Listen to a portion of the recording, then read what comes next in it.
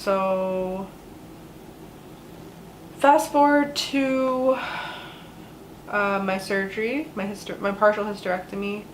I went back to the hospital with the same surgeon that did my biopsy, and before I didn't sign the papers for the hysterectomy, and the doctor had promised me that he was going to try to find a way around it if he could, but I knew he was just telling me that so that I can like relax a little bit about it, I guess. So when I got back, they prepped me for surgery, put me in the little waiting room, and brought the papers to sign again that I was agreeing to a partial hysterectomy. And it hit me once again, and I started crying. I told him to give me some time. I called my mom, called my dad. I was crying to them. Then you know, I just chilled out for a little bit, and he came in. I was still like crying, but not as hysterically as I was before, and he was really nice, and he's like, "Are you ready?" I'm like, "Yeah." So my boyfriend said goodbye to me, gave me a kiss, and I was heading to surgery for my partial hysterectomy. So it was a couple hour surgery. They put me under anesthesia again. I got out. I was okay. First the doctor wanted to cut me from underneath my breast to all the way down to like my pelvic area, and I asked him, please do not cut me that way. I don't want a scar the long way. So he ended up cutting me just like a C-section, straight across the bottom of my abdomen. And so I stayed in the hospital for a couple more days, and my boyfriend stayed with me every single day. Even though he had to go to work, he would sleep at the hospital with me. And surgery went well. I just had to get up, walk around. I ended up leaving the hospital, I think it was like 3 days later, and my mom and my sister came down from Florida, or up, down, whatever, from Florida, to help me with my recovery. Recovery was pretty good. I mean, I had stitches and staples, and I was going crazy inside of the house. Like I was going insane.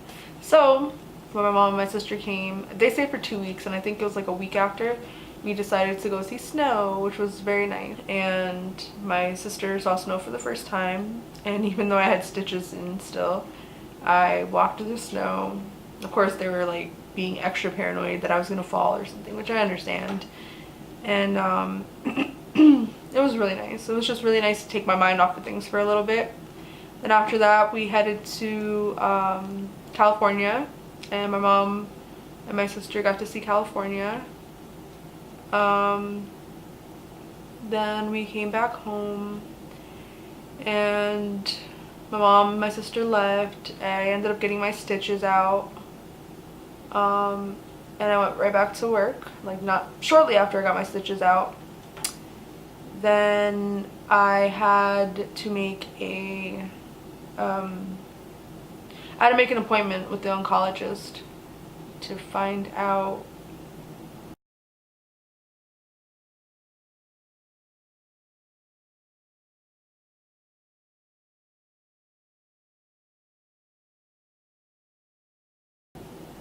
what kind of cancer I had, and how much chemo I'd be doing, or if I'd be doing radiation, when I start, all of that information. So prior to meeting with my oncologist, I had a PET scan done to see how large the tumor was, if they got it all, if it was still all there, and he let me know that they got most of it out, and this was around March 2017. So we scheduled for blood work and to get a bone marrow biopsy done. So the blood work was simple. I just hate needles.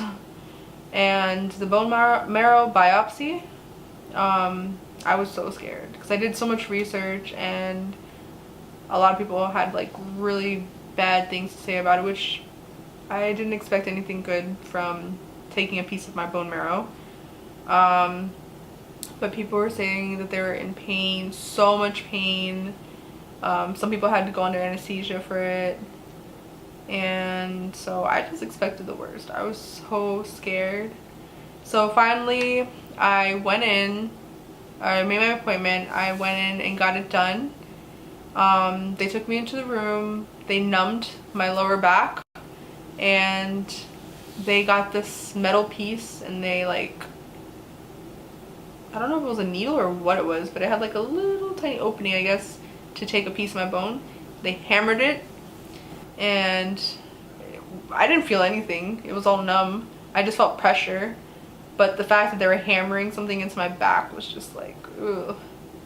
So I looked over, I was laying flat on my stomach and I look over when he was done and I saw him take the piece of bone or bone marrow out of the needle and drop it onto the table. That was kind of weird, but it wasn't bad. I mean, like the day or two after my, like where they did it, was a little achy, but it wasn't bad. Then I made the appointment to get my port, which was right here, inserted so that I can start chemo. This was around, I would say, the beginning of May, because my chemo was scheduled for like towards the end of May. So I got my port inserted, which is right here. It was inserted right here.